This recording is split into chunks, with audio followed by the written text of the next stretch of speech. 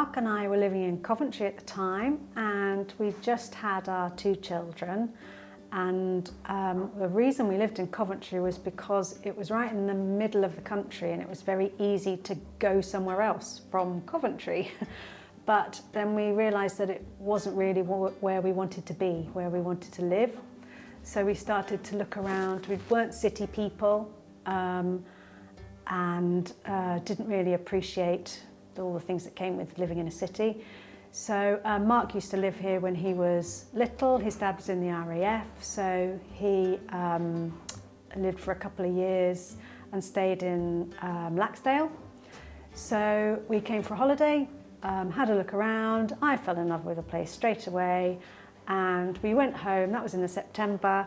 We went home, sold our house in 10 days and moved up when we were here by the January. So and we moved into Glengrava. And it was fantastic, never looked back.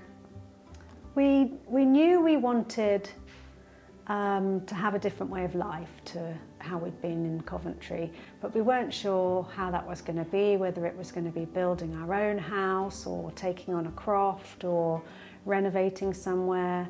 And the landlord of where we lived in the Glen told us about this croft, and we had a look at it, and it seemed to tick all the boxes. It needed a lot of work, it was quite neglected, but I suppose we were looking for a blank canvas in that way, and it just worked out really well, and we were really glad that somebody pointed it out to us actually.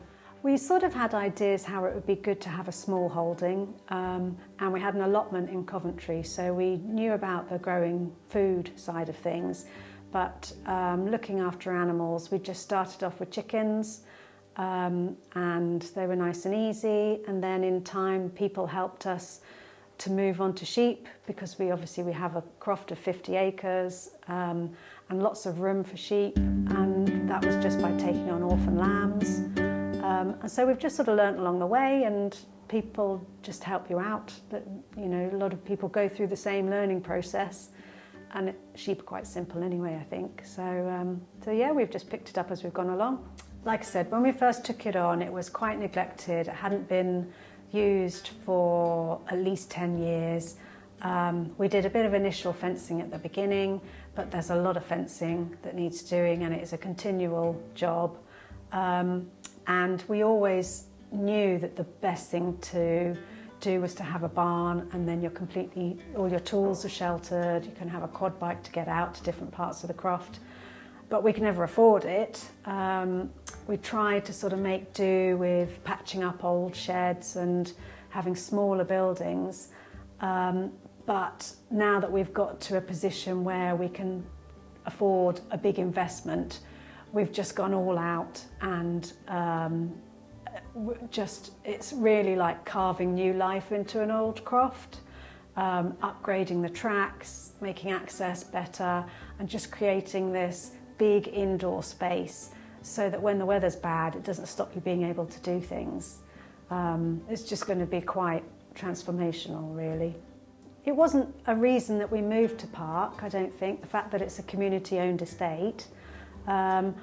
Well, in fact, when we first moved here, it was pre-buyout, so it was still owned by a private landlord, and there were a lot of issues being worked through to do with a potential wind farm on the estate at the time. So the buyout happened while we were here, and I can't think that we were really that engaged with it at the time. It was just sort of happening in the background. But then when I started working for the Pairc Trust and realised the benefits that come with community ownership, as well as all the responsibilities as well, I think the fact that we're a community-owned estate will be a draw for people to come and live here, because it means different things to different people. But for me, it means that nobody will be able to carry out a development in this area without coming to us as residents first. You know, a private landlord won't suddenly put a wind farm up without having the residents say so.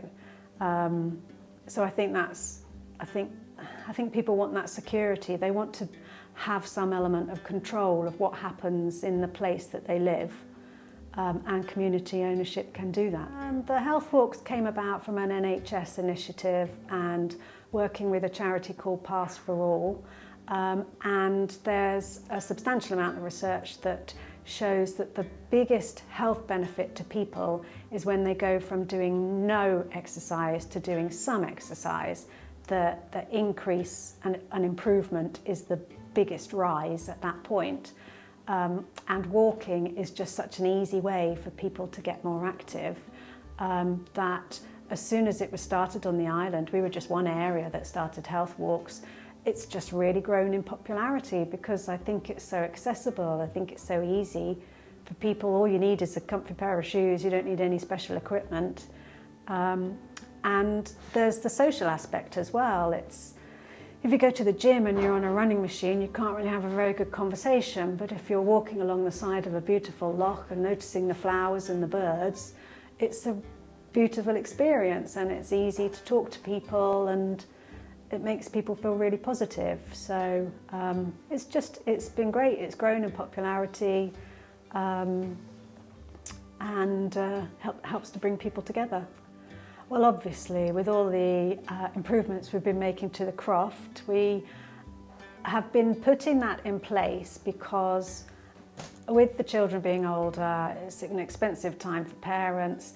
We just want to make it easier for us to be working parents for the next 10 to 15 years. So putting in the barn, making everything easier to manage on the croft is all part of getting our heads down and just carrying on working. But obviously we're excited about retirement when that might come along. Mark's a postman, so I think he can retire at 60, I think, but we very much see ourselves working the land, growing more for ourselves, expanding the flock of sheep. We only have sheep for our own consumption. We don't take lambs to the sale or anything like that yet, but that could be something that we could do once we've got the facilities to be able to do it. So well, I don't think we're doing anything new. I think people have been doing that here for generations, but we just might be doing it in a slightly different way. You know, the use of polytunnels and polycrubs now rather than just vegetable beds is a simple example of that. But there's a lot of joy that comes from tending your own land and growing your own food and being in nature and being in the weather and feeling connected to nature is very important.